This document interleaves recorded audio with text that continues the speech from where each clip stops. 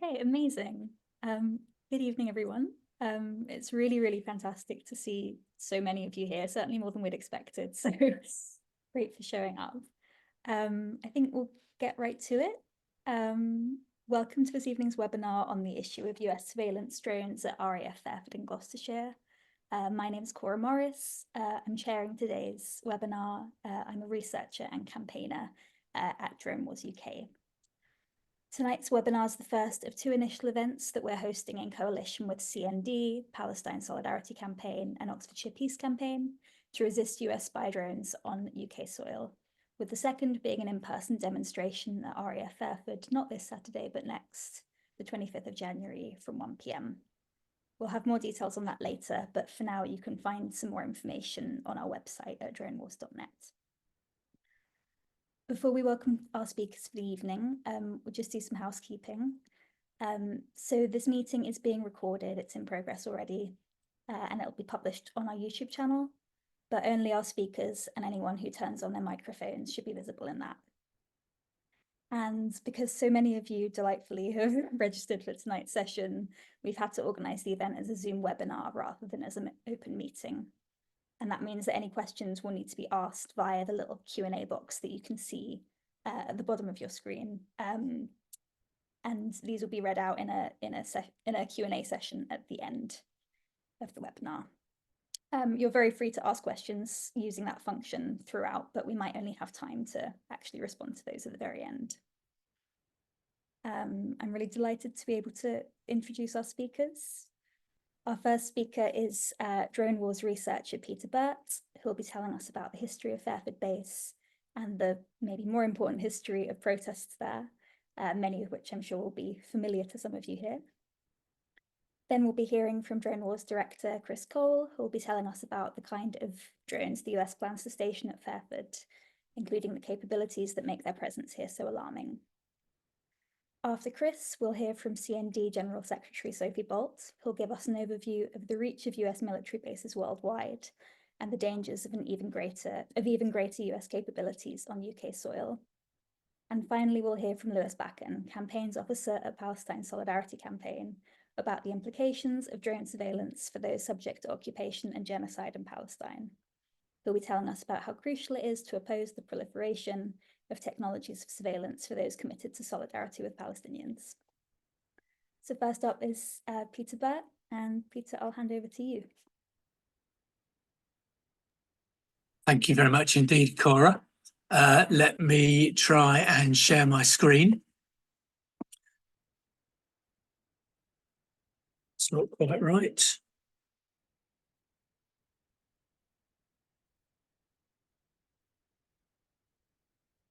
Okay, so you should be able to see, Cora, a picture of the runway at RAF Fairford with some B-52 bombers on the pads down at the bottom right-hand side of the photo. Is that visible? Yeah. Great. Yeah. Thank you. Okay, so it's my job to, if you like, set the scene and tell you a little bit about the airbase at Fairford.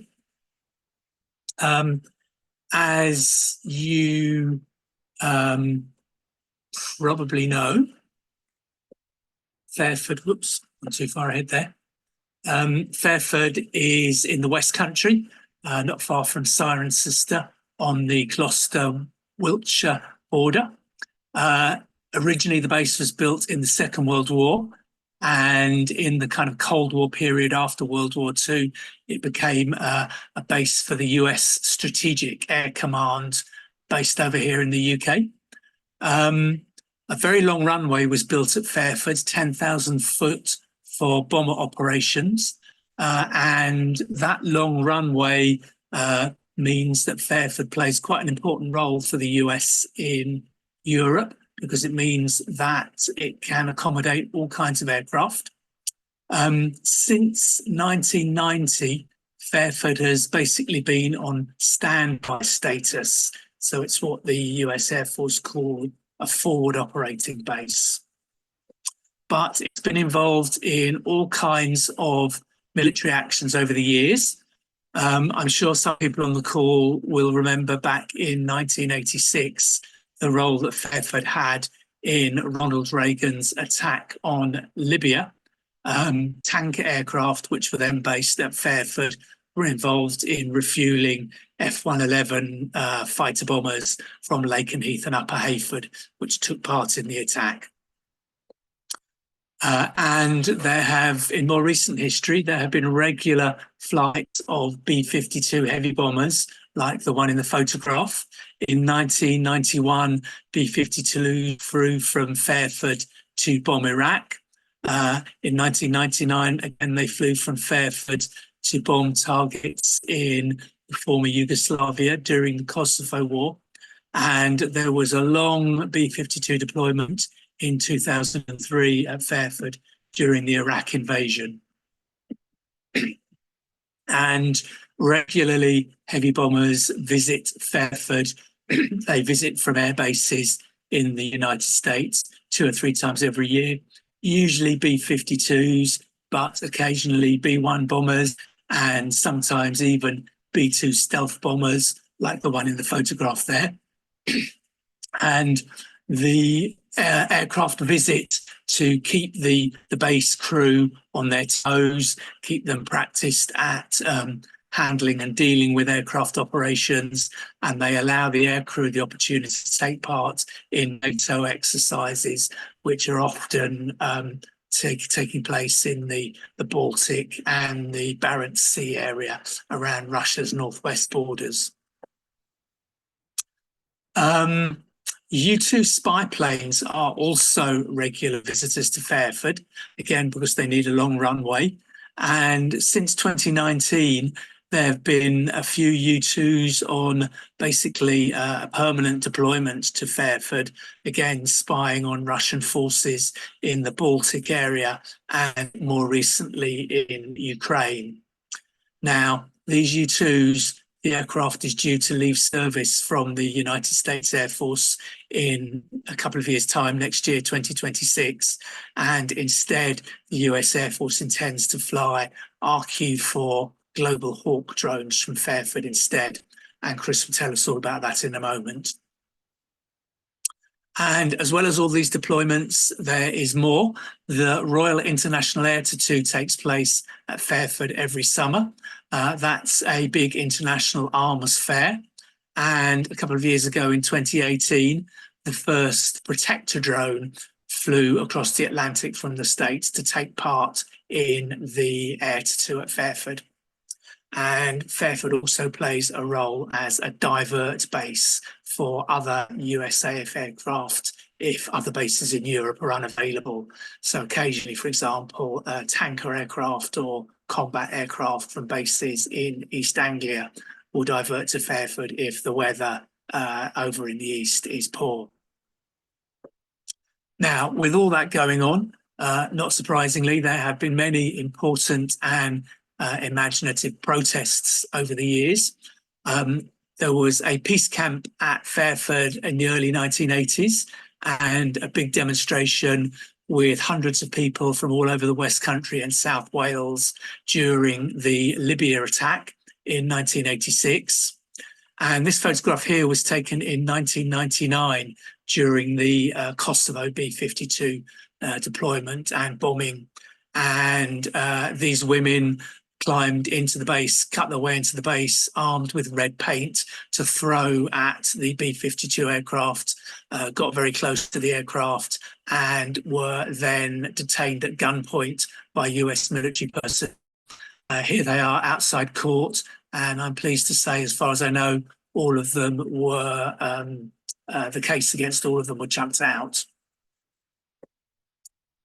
During the 2003 invasion of Iraq, there were very heavy protests at the base, coordinated by a wonderful group called Gloucestershire Weapons Inspectors, which was put together by Dave Cockcroft and a few other staunch campaigners from the Stroud area. If you were around at the time, then you may remember that weapons inspections was a big theme in the backdrop to the Iraq war. One of the pretexts for the war was that the Iraqis wouldn't let weapons inspectors in to check their country for weapons of mass destruction. whereas at the same time, the United States was not allowing anyone to check any of its bases for weapons of mass destruction. So Gloucestershire weapons inspectors organised a number of marches and weapons inspections at the base. One of the things they did was build a fantastic model stealth bomber, which you can see here at the start of one of their demonstrations. And during those demonstrations, there were multiple incursions into the base, people climbing over the fence, cutting their way into the fence. And on one occasion, people even tried to sort of pull down the front gate of the base. The police opened the gates themselves to stop any damage being caused, and people managed to get as far as the little row of police that you can see in the background there, but didn't manage to get any further into the base on that occasion. When the B-52 bombers arrived at Fairford about a month before the invasion actually started, again, a number of people managed to get into the base. People managed to disable a number of vehicles in the ammunition storage area for the base. People managed to get up to the aircraft. And again, some very staunch campaigners set up a peace camp at Gate 10 at Kempsford. And that must have been one of the most difficult peace camps, I think, probably in the history of the British peace movement. Not only was there, as you can see in the background, constant high-level hassle from the police, who made it very difficult for people to camp and take part in any kind of activities there. The weather was also freezing cold and snowy in that sort of late winter, early spring period. When the invasion started, there were, again, very big demonstrations at Fairford and a huge police presence in the area. The area basically became a sort of a police special zone with people subject to automatic stop and search if they entered the area. But after the demonstrations during the Iraq War, the protests continued and there were regular vigils at the International Air Tattoo. And one interesting campaign that some people did was to set up a spoof website on one occasion to say that the air show had been cancelled. If you look at the panel at the bottom, dear air show visitor and supporter, it is with great regret that I must announce that this will be the last air show. And if you look at the panels down the left-hand side of the website, they are all about issues like climate change and military impact of climate change. So that was a very clever protest, which earned someone a visit from the police and an arrest, unfortunately. So lots of inspiring protests at Fairford over the years, and we do hope that you'll be able to join us on January the 25th for another one when we call for the US spy drones not to be deployed at Fairford. More about that later on in the meeting. So if you have any questions, then do please pop them in the question and answer session and we can deal with them later on. Thank you very much. Thanks ever so much, Peter. Thanks for giving us that background. It's really amazing to hear about the mobilisations that there have been at Fairford. And those photos are amazing. Can't imagine how much trawling you did. So next up is Chris, I believe. Are you ready to go? I'm ready to go. Fantastic. Ready and eager to go. Fantastic. Just have to share my screen. There we are.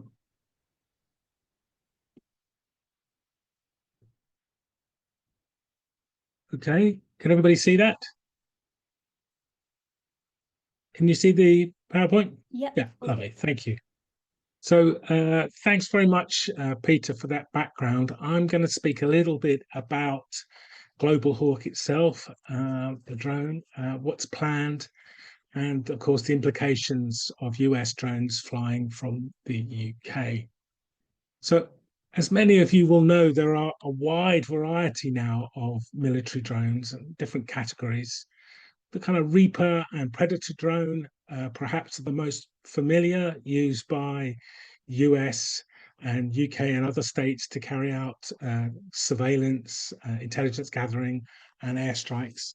But there are other very similar drones now built by Turkey and China and other different states, very similar to the Reaper and Predator. But we've also seen over the last 5 years or so, particularly in Ukraine, the kind of increasing use of smaller drones for surveillance and to carry out attacks.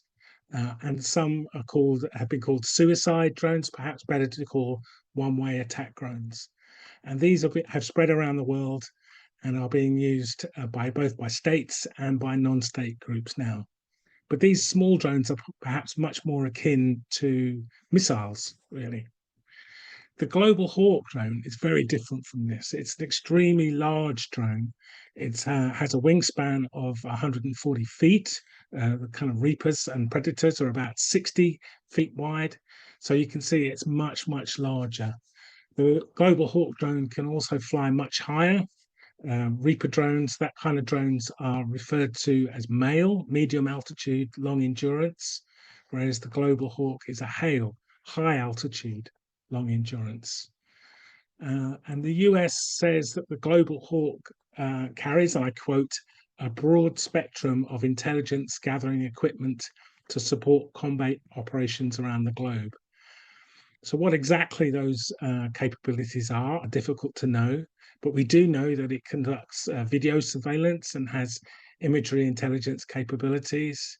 It carries out signal intelligence operations, gathering information from electronic equipment like computers and phones and routers and radars, etc., etc. And it also has moving target indicator sensors and signal aperture radar. All this stuff is capable of tracking vehicles and other ground-based equipment. So the Global Hawk can fly for around 30 hours at a time, has a range of 14,000 miles. In short, really, it's a kind of flying intelligence gathering hub. And because it's flown remotely, that is with no pilots or crew on board, it can be deployed to gather intelligence in areas that perhaps a crewed aircraft wouldn't be deployed to because of the risk of being shot down. And you may remember that it was a Global Hawk that Iran shot down over the Straits of Hormuz in June 2019.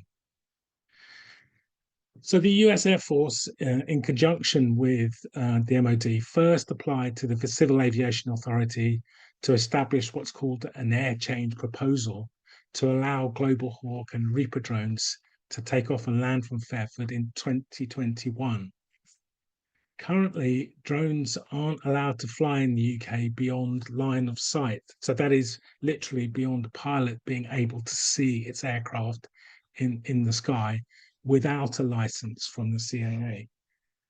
Despite all the hype from the drone industry, drones remain inherently dangerous, not only because of the impact they have on the ground, as we all know of, but because they crash a lot for a whole variety of reasons.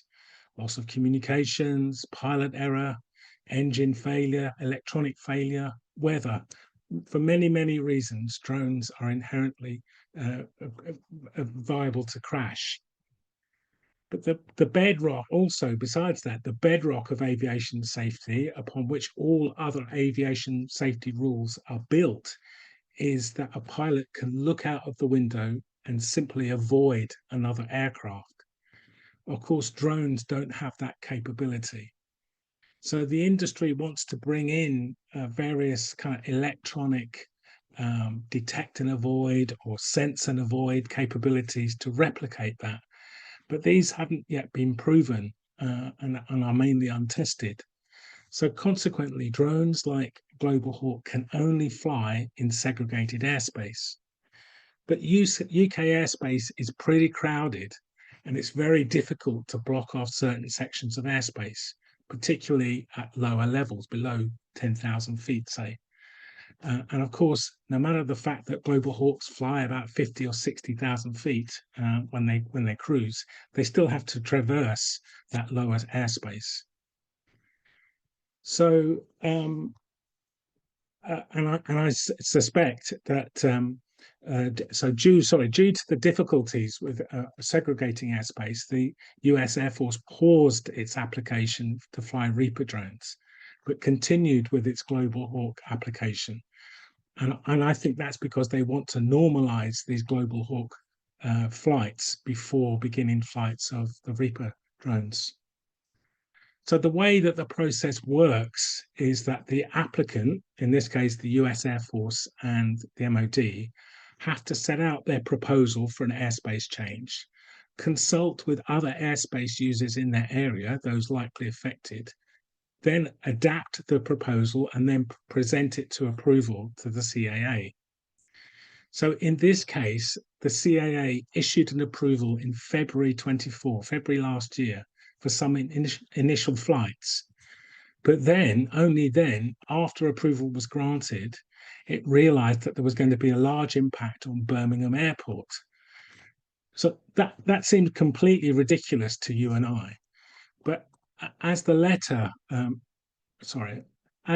from Birmingham Airport, we kind of got some documents released in the review of what happened after this. Birmingham Airport were not told, they say, until March 2024, just before the flights were due to begin. And so if I just quote from this letter, it says, Birmingham Airport arrivals and departures are primarily used in the Cotswold airspace area. So for Birmingham Airport to be overlooked during the 3-year process is unexpected. That's very classic English writing there. So the first formal communication, says Birmingham Airport, was received in March 2024, addressed to a member of staff who had not worked for them for 3 years, and they received an automatic email out of office response, and that wasn't simply followed up. And they said that the lack of stakeholder engagement by the MOD, the National Air Traffic Service, and the CAA over 3 years has led to commercial operations at Birmingham Airport being directly impacted. So that really doesn't give us much confidence in this whole regulatory process to allow these large drones to fly over the UK. But nevertheless, the drones did fly in last year in August, and a drone flew in from Sigonella, which is their usual base where they're based at or have been based at in Sicily at the bottom of Italy. And you can see on this flight tracking graphic that the drone flew, and they obviously turned on their transponder just as it got over southern Europe, and it flew around over Eastern Europe along the edge of Russia, undertaking surveillance, and then flew into Fairford Airport. We know that the aircraft left 2 days later on the 24th, but we don't have any tracking of that flight. And that's one of the issues here. Civil aircraft, of course, have to have their transponders on, so you can track the aircraft flights, but the military turn on and off their transponders at will. So it's sometimes difficult or very difficult to track these aircraft. So why is all this happening? Why is the Global Hawk coming to Fairford? Well, the official reason is that it's all part of NATO and the US's Agile Combat Employment concept. That is responding to what they say is higher levels of threat from adversaries. Aircraft have to be moved around to be capable of operating from different bases in order to make it much harder for enemies to plan to conduct preemptive strikes. So while that's no doubt part of the reason, this new concept was brought in 2022-23, whereas the application to fly drones from Fairford was initiated in 2021. So there's obviously something else going on as well. So what would the Global Hawks be doing from Fairford? Well, again, it's very hard to be sure, but we do know that US and NATO Global Hawks regularly fly from Sigonella Air Base in Sicily, and we see them fly across Eastern Europe, over the Baltics, across the Black Sea to gather intelligence on Russia. But we've also seen Global Hawks fly from Sigonella across the Mediterranean at least 20 times through September, October, and early November, regularly crossing into airspace over Gaza and the West Bank and Jordan, and other occasions spending hours circling off the coast of Israel, flying over Lebanon and then Libya. So what's the upshot of all this? Well, flying large military drones in UK's crowded airspace is inherently dangerous. And that's one thing. And large drones in particular, as well as, I should say, not in particular, the Global Hawk drones do crash. So that's very worrying. But equally worrying, of course, is that we have UK drones being tied, the UK being tied even more into US drone operations. And any use of US drones from British base, whether for intelligence gathering or in an armed conflict, implicates the UK in that operation. In theory, of course, the UK government has to give approval for these operations. But given that our government is determined to stand shoulder to shoulder with the Washington no matter what, there must be serious questions about whether the UK government would ever refuse a US drone operation. So allowing US drones to fly from Fairford is effectively handing Washington a blank check here for its drone operations. And we must very much challenge that. Thank you very much. Thanks so much for that, Chris. That was a really helpful overview of the dangers of having these drones in UK skies and how opaque all the processes leading up to this have been. I'm really pleased now to hand over to Sophie Bolt from CND. Are you all good to go, Sophie? I am, yeah, and thank you so much for inviting me. And it's been really, really interesting to hear the presentations from Peter and from Chris. Also, it was a bit of a blast from the past seeing some of those photos of especially sort of the Fairford demonstrations, and it kind of made me remember how like creative and inspiring, and also a lot of time like what a sense of humor people had doing these protests. So, you know, doing things that are really, really serious, you know, risking arrest, you know, doing things that are really, really important in terms of putting the spotlight on these bases, but doing it in such a fantastic way. So you know, more of that kind of thing, especially on the 25th. So I've sort of been asked to sort of talk more in terms of kind of the global sort of situation. So obviously, you know, it's an incredibly dangerous time that we're facing in terms of what's going on in the world. We've sort of seen increasing sort of threats in terms of like nuclear flashpoints in relation to Ukraine. But also, you know, potential in terms of Middle East with sort of nuclear armed Israel, but also sort of like the continuing sort of threat of confrontation in, you know, the Asia Pacific. And we're seeing like a really, really huge kind of drive to war now, and also sort of a huge drive for NATO countries, NATO states in particular, to massively increase levels of defence spending. We're just seeing like a massive sort of operation on that now, aren't we? And it's really about kind of preparing like the populations of sort of NATO states to be prepared for like World War III. That's really what we're seeing, sort of like World War kind of rhetoric. You know, so why is this kind of going on, you know, and how do bases like Fairford fit into all of this? I mean, obviously, I think like Lewis will probably touch on this, but, you know, we've got the sort of the situation with the potential sort of ceasefire in Gaza. I mean, obviously, sort of stopping the bombing is, you know, what we all want. It kind of shows what the US could have done all along, doesn't it? Which is like horrific. You know, we could have pulled the military support from Israel. Let's hope that that holds, but it's a terribly fragile situation. And but obviously, you know, we can't move on without, you know, justice for the Palestinians. And that means Israel being accountable for genocide. Netanyahu should be facing arrest, but also recognizing the key role of the US in funding Israel, arming it, and also the role of Britain. And of course, you know, the other issue with this is there's a really big concern, you know, is this a pause just before we have greater Israeli expansion, you know, across Syria and towards a confrontation with Iran? And we certainly know in terms of sort of the US hawks that have been brought into Trump's administration, you know, that in his previous administration adopted incredibly kind of aggressive policy around Iran, really sort of just trashing a really sort of preciously pulled together framework to try and make sure that Iran stayed within the nuclear non-proliferation treaty, completely kind of trashed that. So we know that Trump is absolutely no friend of peace. We've had like these like wild, like reckless statements to, I'm going to take Greenland, we're going to take Canada. And, unfortunately, the British government, despite really kind of shockingly, these sort of shocking political interventions from Elon Musk, has made it clear, its total commitment to the US UK special relationship.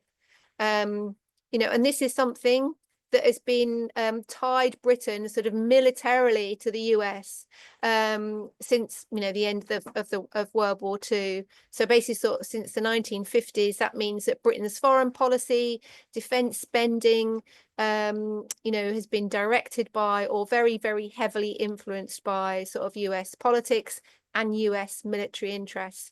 And as well as that, Britain's nuclear weapons system is completely under US command.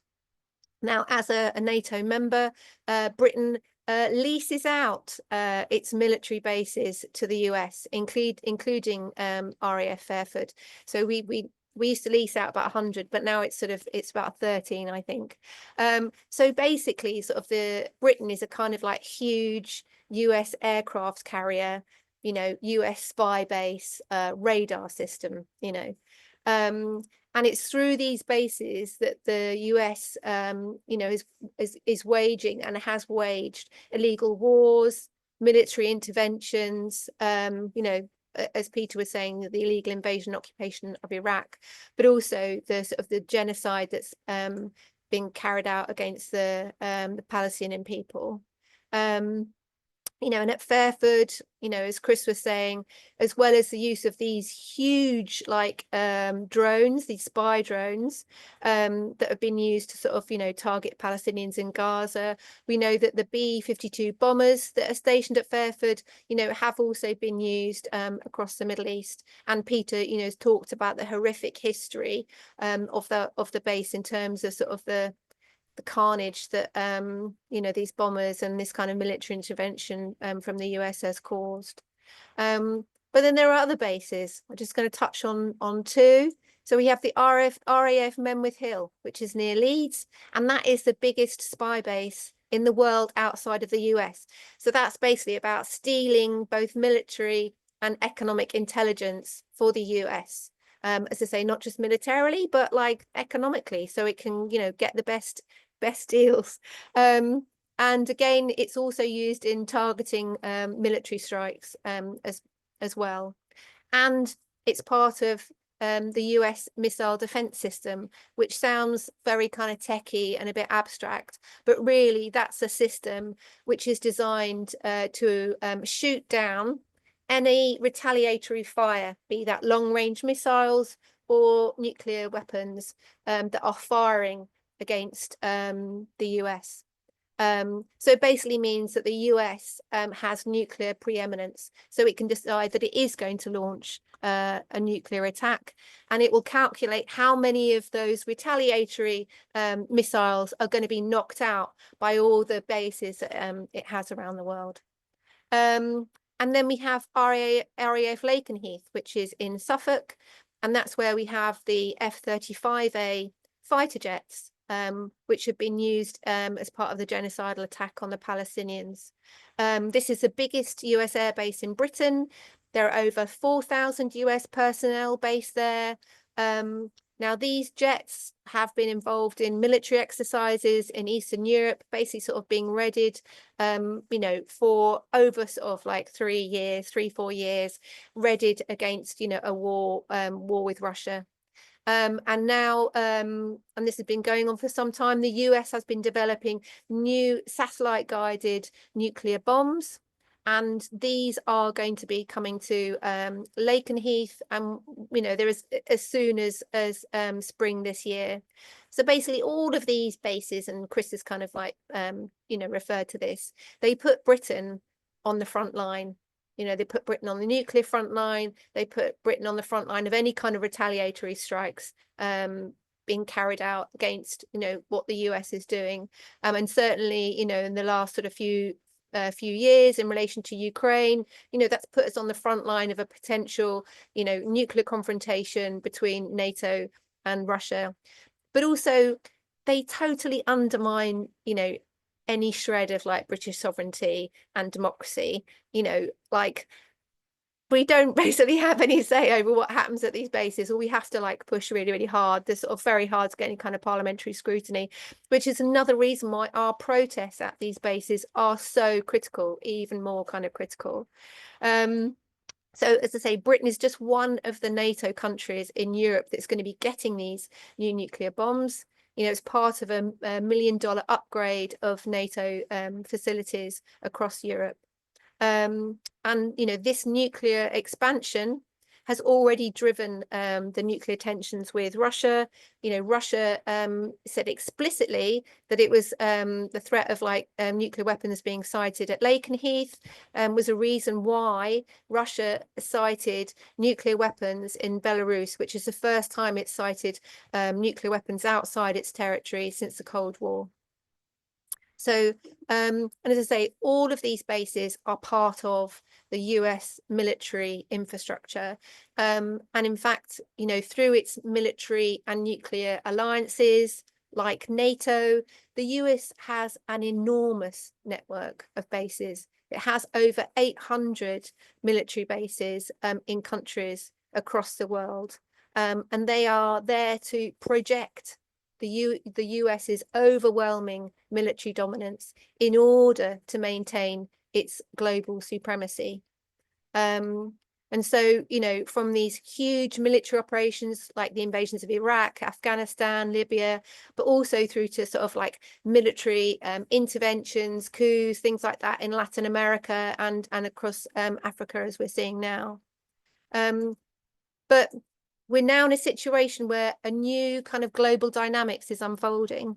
You know, countries, especially in the global south, are moving away from this model of US global dominance towards one of kind of greater cooperation, of wanting a multipolar world rather than this kind of unipolar model of sort of US dominance.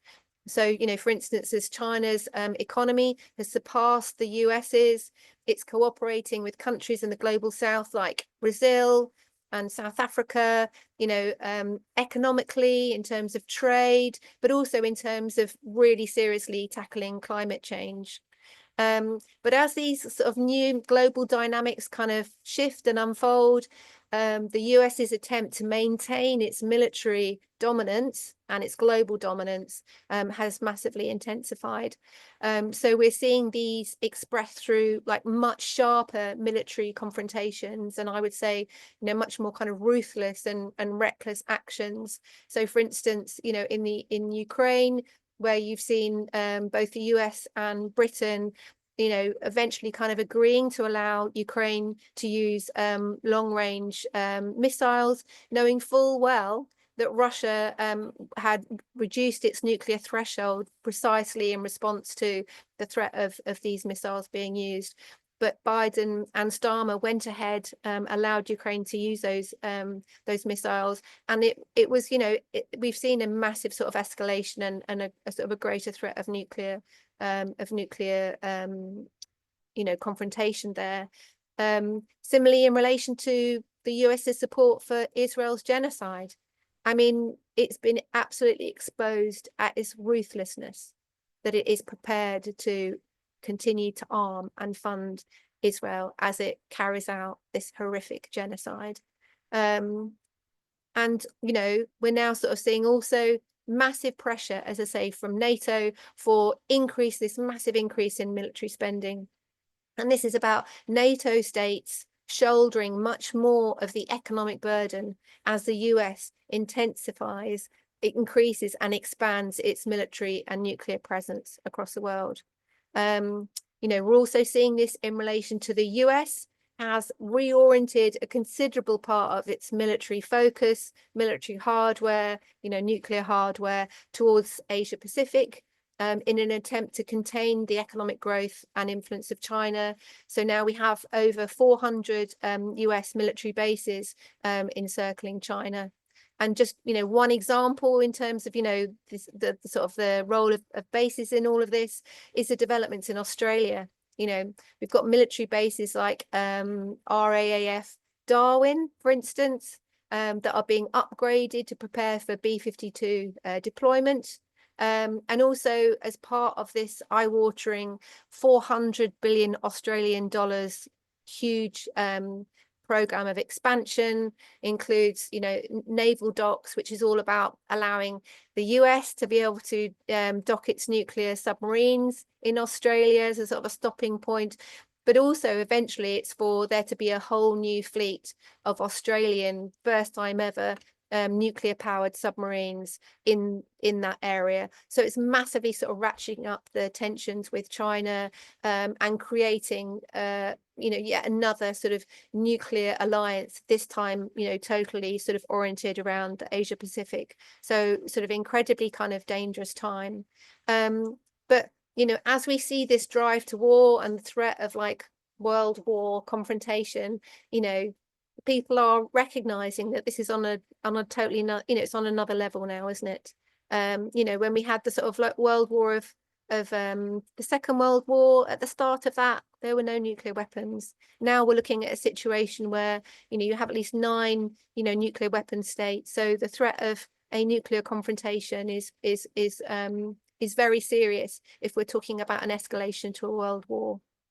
But, more and more people are challenging this drive to war. There's like a much greater support for a negotiated settlement in Ukraine. Let's see what Trump comes up with there. Although, obviously, like, again, a very, very sort of serious situation and continuing to be very risky. But there's clearly, people want there to be an end of the bloodshed. They want there to be an end of this horrific, conflict, which has taken so many lives, and they want there to be kind of peace. We're also seeing like absolutely huge challenges for government, especially across Europe, but it's coming here too, in terms of, are they going to be taking on their populations, in terms of the really brutal economic choices that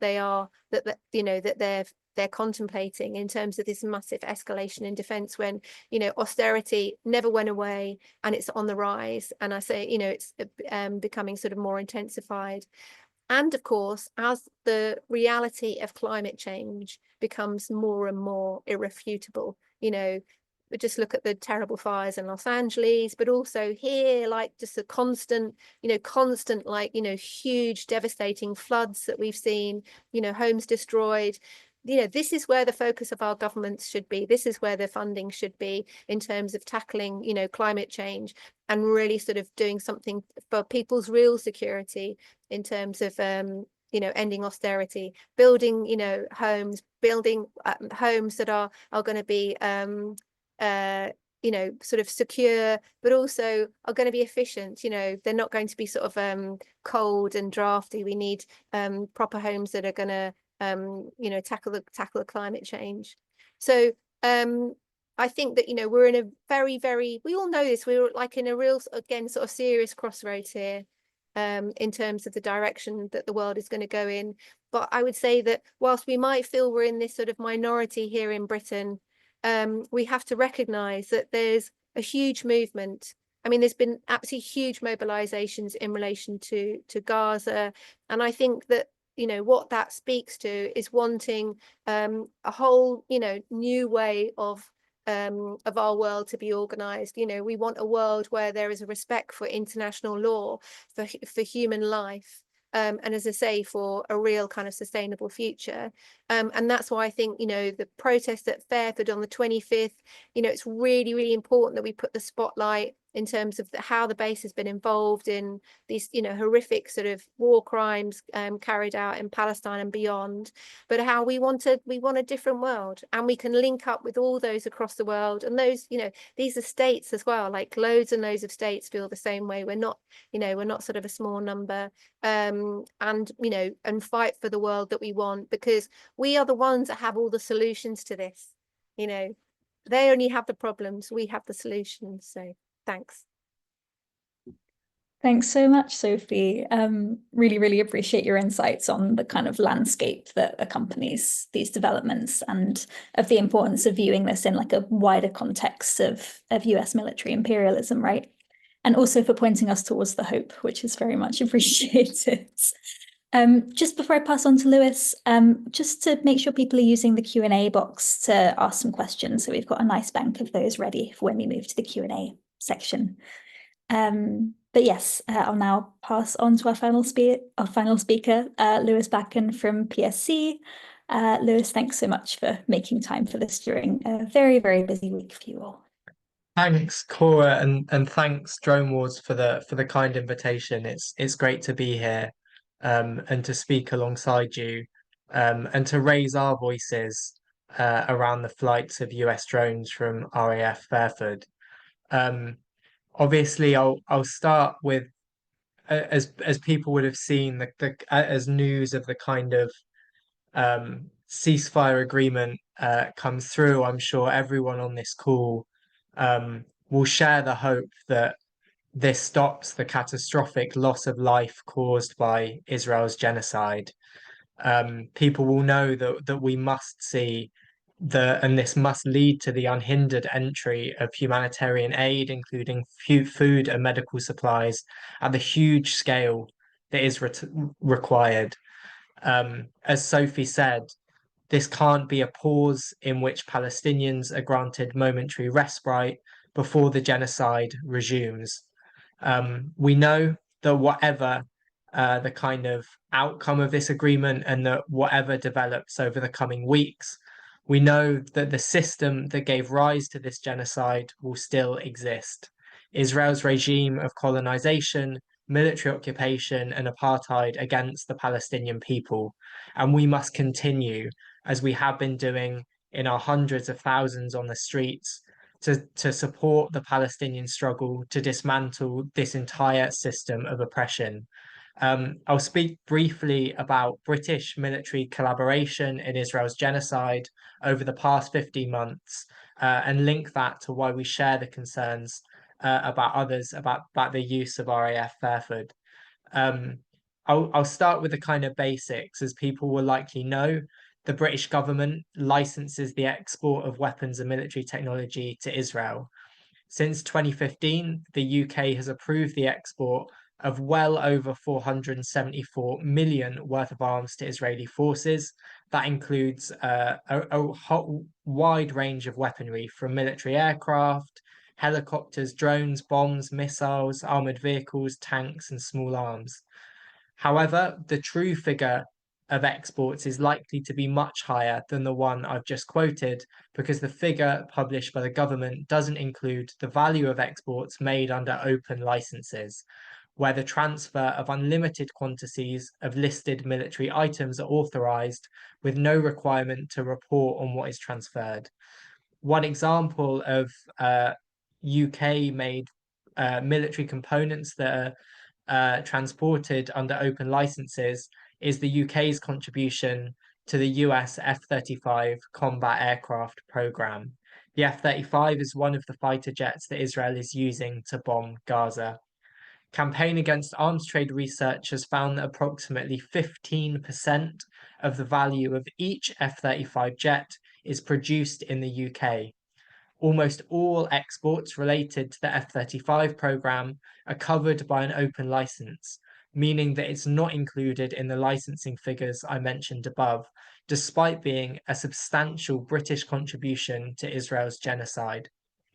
In September, the Labour government suspended less than 10% of arms export licenses to Israel, obviously an entirely inadequate measure in the face of the horrors being inflicted upon the Palestinian people across their homeland.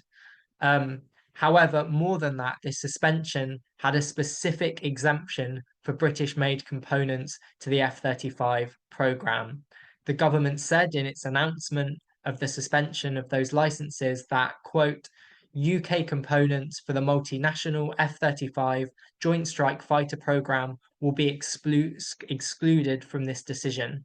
This is despite, as I said, Britain's significant contribution to the F-35 and the clear use of these fighter jets in Israel's genocidal attacks on Palestinians.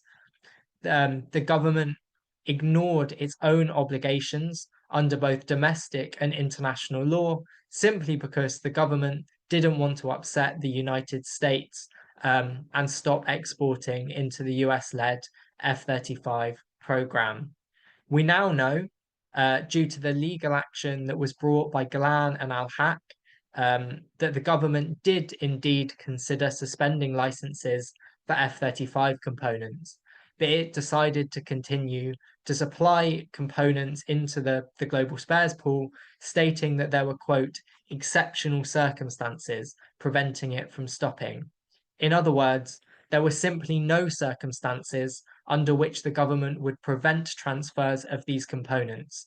There were no horrors or red lines that would be enough for the UK to fully stop arming Israel.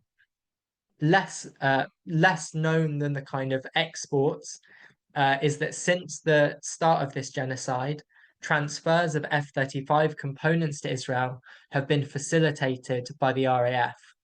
In response to a parliamentary question, Maria Eagle said, quote, at the request of the US-led F-35 program, there were 14 transfers of F-35 components from RAF Marham in Norfolk to Israel between October 2023 and August 2024, end quote. In keeping with the government's announcement on arms exports, the government have said that there has been no further exports of F-35 parts direct to Israel from an RAF base since, but of course Britain continues to produce components and export them into F-35 jets, as I've said. There are other mechanisms, though, through which the RAF continues its military collaboration with Israel's genocide. Britain has conducted almost daily surveillance flights from RAF Akrotiri in Cyprus, with its fleet of Shadow R1 aircraft, known for their intelligence, surveillance, target acquisition, and reconnaissance facilities, being flown, almost daily over both Gaza and the West Bank. Al Jazeera reported last October that Britain flew nearly half of all surveillance flights over Gaza, and Al Jazeera reported that these flights have been sharing targeting data with Israel. The exact nature of what is being shared is still shrouded in secrecy, despite the efforts of campaigners, journalists, and a few honourable members of parliament who have continuously raised this. It is a matter of extreme public interest that it is revealed what intelligence has been shared, and likewise whether Israeli intelligence, likely extracted through its systematic torture of Palestinians, including in its ad hoc military detention camps in Gaza, has been shared with the RAF to determine flight paths and other operational intelligence. We know, of course, also through the invaluable research of drone wars that surveillance drones have also been flown from the US base in Italy, has been said, and drones of that exact type have now been flown from RAF Fairford.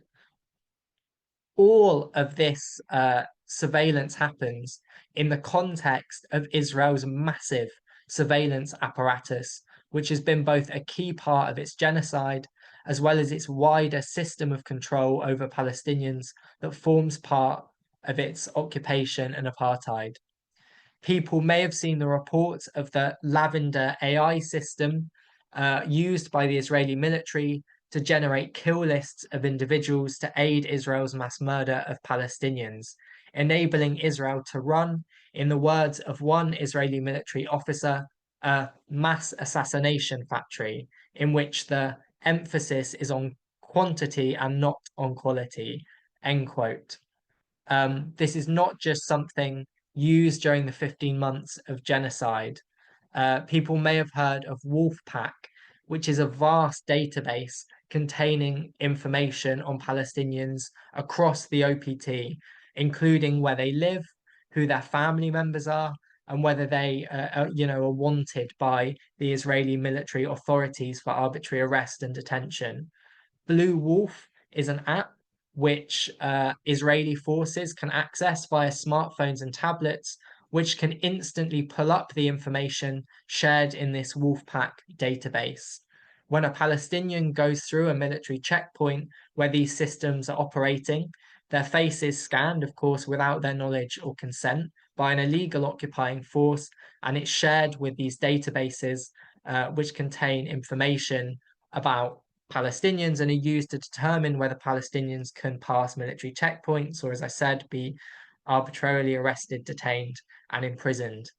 Palestine is a testing ground for Israeli weapons, surveillance, and spyware, which then goes on to be sold around the world. All of this creates incredible concern about the use of RAF Fairford for flights of the US Global Hawk and Reaper spy drones, and why we join calls to say US spy drones out of Fairford. Thank you. Thanks so much, Lewis. That was really, really valuable. Much appreciated. We've got a good amount of time left now to move into a Q&A. We've got quite a few questions sitting in the Q&A box already. So what we're going to do is ideally call on people who've asked questions and see if they'd like to turn their mics on and ask them in person, so to speak. But if you're not able to ask it, we can also read them out. I think the first question that we have sitting here is from Chris Kopic. I don't know if you're able to speak, Chris. Yeah, my question was, we talked about surveillance drones flying from Fairford. What chance that armed drones engaged in assassinations or combat roles could also be flying from Fairford? Great, thank you. Shall I take that one? Yeah, that might be a question for you, Chris. Yeah, so firstly, I suppose there's every chance would be the answer to that. At the moment, as I said, the application to fly Reaper, which are the armed drones from Fairford, has been paused, but can be restarted at any time. And it's usually when there is a crisis, a political crisis or a global crisis around the world, that kind of permission for these things are rushed through, because then the government know that they're likely to get more support from MPs and the public if there is some kind of crisis. So while it's not going to happen immediately, there is every chance that it will do in the future. Thank you. And we've got a question from Rosalind, which I think was in relation to the Global Hawks. But Rosalind, are you there?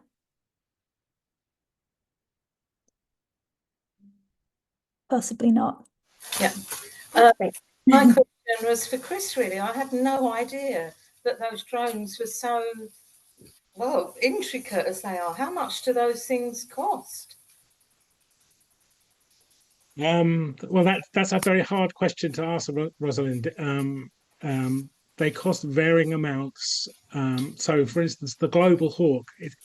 Firstly, it's difficult to know how much these things cost, because quite a lot of the time the kind of cost of them is disguised and hidden. But there are some publicly available figures. So each time a Global Hawk has crashed, the press kind of give an answer of about 150 million, that it's cost about 150 million. But that would be just for the cost of the airframe. There are all sorts of other ongoing costs that won't be included in that. Reaper drones, again, are kind of estimated to be about 15 to 20 million. But the costs include different things and also it depends how many you buy. The one thing, I suppose the easy thing to say is they're flipping expensive. Yes. Thank you for that. I had no idea. Thank you. Thanks, Chris. And thanks, Rosalind. We've got a few questions from Kevin. Kevin, I'm not sure if you're able to speak and to kind of sum up a couple of them. Yeah, I can. I mean, I just don't know why. Maybe there just isn't enough information about drones. It's not that the US military is going to tell us, well, this is what we're doing. So it's a fascinating and a really important topic, but we lack information about what's really happening. For example, asking ourselves, could they fly armed drones in the future rather than assuming they already are, not telling anybody? That's what my assumption would be.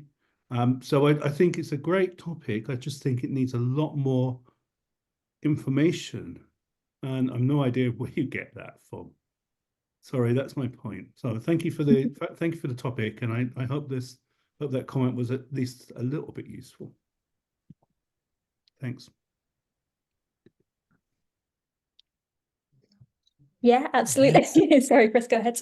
Quick comment, and then others can comment too. I mean, it's getting harder and harder to find out information about what's going on. There's been a real decrease in transparency. I'm sure Sophie and Lewis and my colleagues at Drone Wars would back that up. We did used to get a fair amount of information through Freedom of Information requests, but the government have very much backtracked on that. It's almost as if the Freedom of Information Act has been withdrawn because it's much harder to get information about military and defence systems. I don't know if you're finding that, Sophie and Lewis, but it's really important that we push back against secrecy, and that's partly what all our organisations are trying to do. Yeah, I mean, just to come in on, I think Kevin asked lots of really interesting questions. I mean, first of all, in terms of, you know, we need to find out more about this and like, what should we do? Where should we go? Go to Drone Wars UK website, because that was excellent and very informative. Secondly, you know, more of this sort of thing, more of these kind of webinars. But also I think the questions you ask in terms of, you know, do drones make it easier for the military to sort of, you know, smart bomb areas, and like, do drones kind of make it more likely, you know, that there's going to be, I think it was like military attacks, or, you know, that kind of thing. I kind of know that was it. Are drones kind of better or worse than sort of flights that are staffed by real people? And I suppose I would say, and again, this is really just following sort of Drone Wars, is that the problem is that when you don't have that threat of people themselves like coming into sort of risk of being killed, right? You're much more likely to see this kind of reckless, you know, a huge increase in civilian casualties, you know, in terms of there's going to be a lot more, you know, use of drones that are just there to kind of kill people. So I think they're incredibly dangerous, because if somebody sitting, you know, hundreds or thousands of miles away, like in a little kind of, you know, a little tent or a little kind of whatever it is, you know, and then's going to go home, like they've got no risk of threat at all. And so they're kind of making the sort of decisions that will be made in a very different way than if they were sort of in, you know, in the locale. So totally, I think it's very, very dangerous, and it's a very dangerous development, and that's why it's like so important that, you know, Drone Wars and others are doing so much to try and raise awareness about it. And then just in terms of sort of this whole thing around like secrecy, I mean, yeah, C&D, we totally find that. I mean, and it's not just C&D, you know, it's kind of much, you know, wider than that. So for instance, around Britain's like nuclear weapons, and the fact that they like the new development of like these new dreadnought submarines, they are way behind schedule, massively over budget. And what's the government doing now? It's just literally not kind of publishing reports on what the update is. Yeah, they're just like, they haven't published, they're supposed to do this annually and they just haven't published it. So that's one. The other thing is in relation to sort of they're developing new nuclear warheads. Again, like these are like over 7 years behind. They're doing a facility that's supposed to where you can assemble and disassemble the warheads. It's 7 years behind schedule. It's over double the amount of money, you know, it should have cost. It's still not ready. And now and basically now the MOD is saying they're not going to put out any more information about it because of national security interests. You know what I mean? It's clearly not about that at all. They're trying to hide the fact that like this sort of total disaster, and also like this massive drain on public finances and total, you know, unaccountability. You imagine that happening in, you know, NHS, or do you know what I mean? It's just totally disgusting. So yes, it's a very serious problem, and so again, like this sort of determined kind of campaigning in every level is just so important in terms of putting pressure on our governments to sort of, you know, for that accountability. And I think, you know, part of like that secrecy is because of this this kind of special relationship with the US, you know, like they're doing stuff that's totally indefensible and is completely against the interests of our populations, but you know, they've kind of like signed an agreement and they're just sort of getting on and doing it. So yeah, all the pressure is very important. Thanks so much, Sophie. I think kind of related to your response, but I just wanted to pick up on one of Kevin's more specific questions, which is just about the process. I mean, it says, who does the US military have to ask if it wants to fly armed drones out of the UK? I assume they wouldn't tell anyone if they were already doing it. I don't know if perhaps Chris or Peter, you might be able to speak to that. Shall I start, Chris, and you can chip in if you like to later on. The US can, if you like, do what it wants, in as much as, yes, it could do operations on British soil without the British government knowing anything about it. And we know that with some allies that does happen. So, for example, when the US military wanted to fly Predator drones in Afghanistan, in order to control them from the United States, they needed to have a satellite link from somewhere in Europe. And they put that satellite link at Ramstein Air Base in Germany. And we know that they did not tell the German government that they did that. So that the US can and does do military operations without telling host nations. I think whether or not it does that depends on, you know, how big the stakes are. And, you know, Britain is quite an important ally for the United States. You know, Britain had, you know, the US would have quite a lot to lose if Britain was to kick the US out of its bases. So I think the US would be kind of a bit wary about not telling the Brits about something it was going to do from British bases. You know, gentlemen tell other gentlemen what their plans are. That's the kind of way the thinking is there. So although we don't know for sure, that is my sort of best guess about how that kind of thing would work.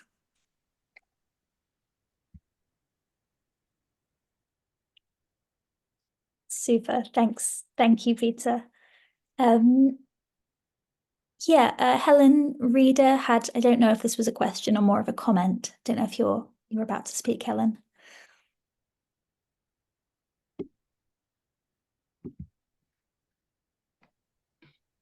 Hi, can you hear me? Yes, yeah, we can hear you. Yeah, no, it was more of a kind of you know, question about any kind of plans, any kind of you know, organising going on in regard to VE Day and everything this year. There's a couple of like things you know, that are marked events, military kind of celebrations. Well, they call it celebrations, obviously, from a CND point of view. My personal sort of viewpoint is like no glory war type of thing. Any kind of plans in the pipeline regarding this kind of thing, nationwide, internationally, whatever that we can bring together, start sort of thinking about? Because obviously, you know, like, you know, need to gather up the troops, as it were, for the kind of peace movement.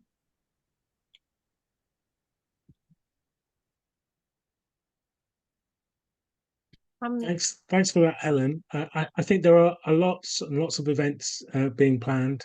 I don't think, you know, not that I know of any particular focus on as you say, VE Day or Armed Forces Day or anything like that. There's often quite local actions planned around that.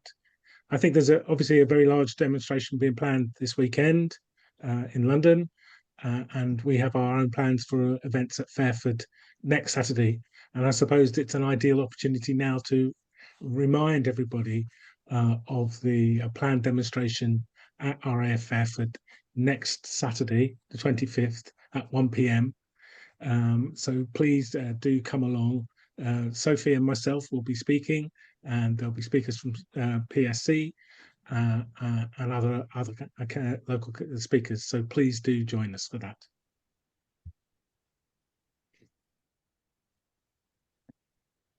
I don't know if you had anything to add, Sophie. Well, yes, I suppose for us, like our focus is around like Hiroshima and Nagasaki.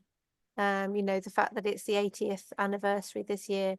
So yeah, we want to be doing a lot. I mean, there will be lots and lots of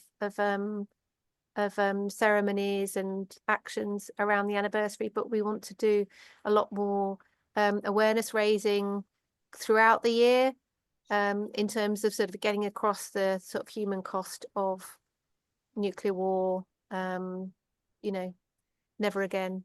And I think like the fact that the Hibakusha sort of won the Nobel Peace Prize, and I can't remember his name, I feel terrible about this, but like when he got the news, like he sort of burst into tears, you know, and was sort of saying, I feel like this should have gone to the workers in Gaza, you know, been trying to sort of stop the genocide. And when I saw those, and I saw mothers like holding their children covered in blood, he said, it just, you know, it just reminded me, you know, it took me back to Hiroshima and Nagasaki.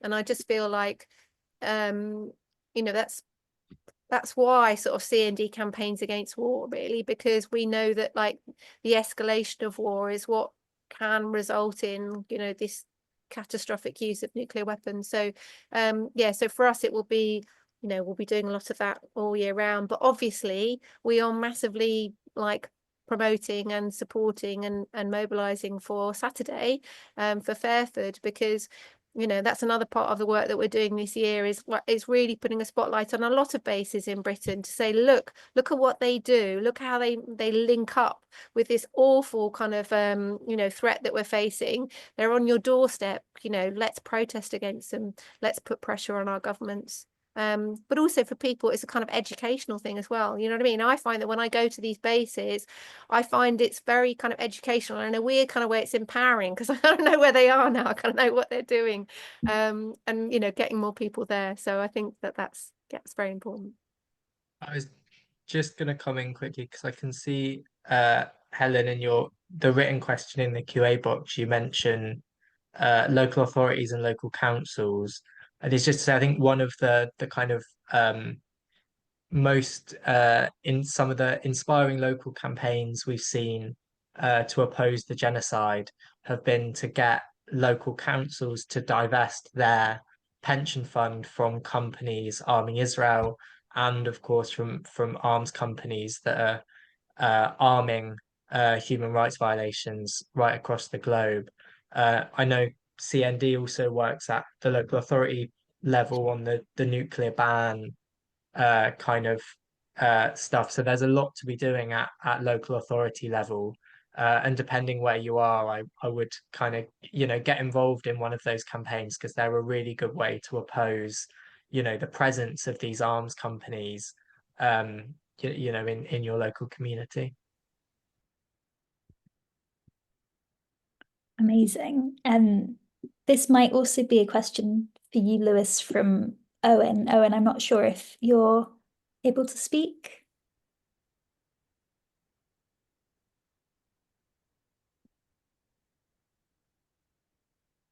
Is Owen still here? Yep.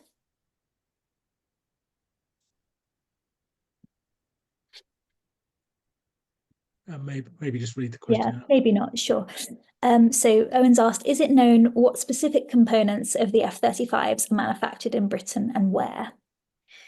So I'd really point to research by Campaign Against Arms Trade, which have released and then updated a map. And if you go on their website, you'll be able to find it, but you'll be able to see exactly where and which companies are part of the supply of components for the F-35. I kind of skimmed over some of the detail in my talk, but this is all information from Campaign Against Arms Trade. The rear fuselage is produced by BAE Systems in Lancashire. The targeting system is produced by Leonardo in Edinburgh. Durability testing for the F-35 is undertaken at a BAE Systems facility in East Yorkshire. So right across the UK, you can see on Campaign Against Arms Trade website that there are companies that are involved in the supply of components for the fighter jets. Firstly, very, very interesting kind of observations. Thank you for them. I was going to say specifically on the numbers, look, I think everyone has witnessed over the last 15 months that almost incalculable horrors that have been inflicted on the Palestinian people in Gaza. Those horrors are still continuing. They will still continue. Thousands upon thousands are still under the rubble.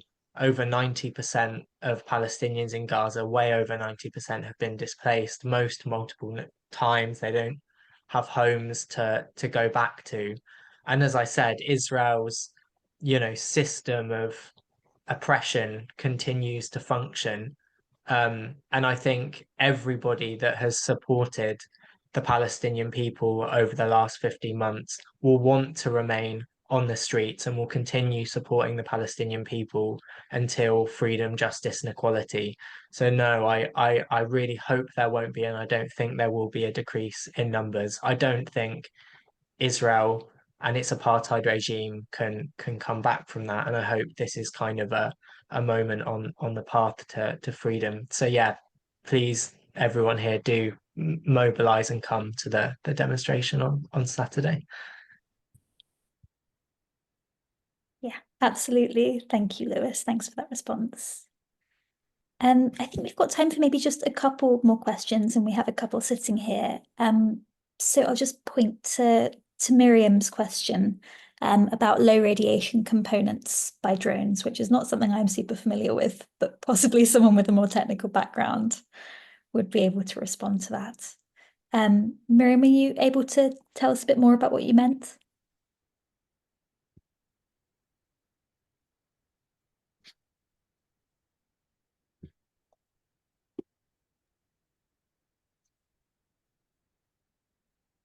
I could have a go at answering the question, Yeah. Cora. Yeah. Great. Thanks, Peter. So low level radiation in this context would either come from a radioactive source or possibly certain types of powerful electromagnetic radiation emitters. Now, some radioactive materials have been in the past used in aircraft manufacture. So, for example, some airliners used depleted uranium as a kind of counterweight to help balance out the the center of gravity in the aircraft. I don't believe that's happening anymore, but I think historically that happened. I don't think that would be the case with drones, though, because the thing about drones is you want to make them as lightweight as possible so that they can use the minimum amount of fuel and stay in the air for the maximum amount of time possible. So it's hard to see that anyone who's building one of these sort of high altitude or medium altitude long endurance drones would want to put something heavy like depleted uranium in it. What might well be the case, though, is that there would be strong electromagnetic emitters in a drone. So, for example, there's something called electronic warfare, which is all about sort of jamming radar and radio transmissions and sort of spoofing these kind of signals. And that does involve, quite strong doses of electromagnetic radiation. So it would depend on what was on the drone and how it was working. This type of equipment were probably used when the drone was, flying up in the air a long way away from people. So it's very difficult to say what the impacts might be on people. But I think that's probably about the best answer that we could sort of give in the lack of any specific knowledge about this topic. Super, thanks, Peter. I hope that answers your question. And just one last question from Chris Kopic again. Don't know if you want to come back and ask it about Musk, or if you'd like me to read it out. If you're still with us, yeah.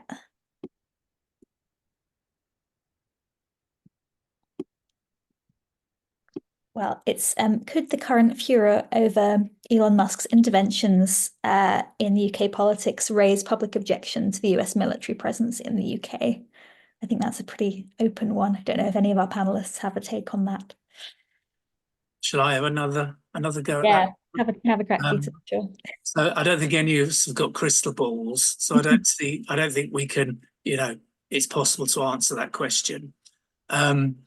As you know, some people in the UK absolutely love Elon Musk, probably as many as can't stand him.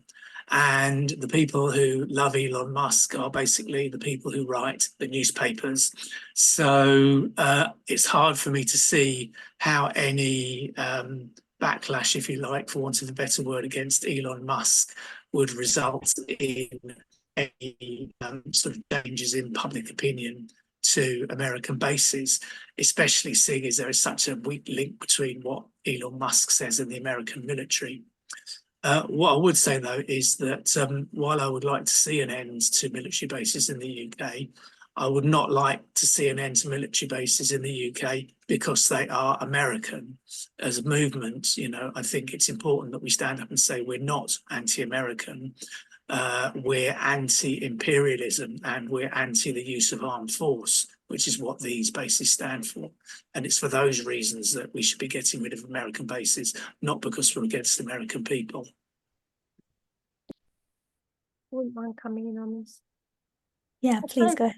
I suppose I feel that like the intervention is just so sort of shocking and kind of crass that I think it kind of exposes this, as I say, this kind of underlying indefensible relationship that the US and the UK have. And so it's it creates a space, doesn't it, to say like, how is it that they can do that? What else are they doing? Oh, look, they have all these, they have all these bases, all this sort of military presence, across our country that's very dangerous, totally unaccountable, putting us on the front line. Do you know what I mean? I think, and I do feel that like with the election of Trump, it just makes it harder and harder for sort of the British government to sort of justify and defend this sort of special relationship as something that's like in our interest.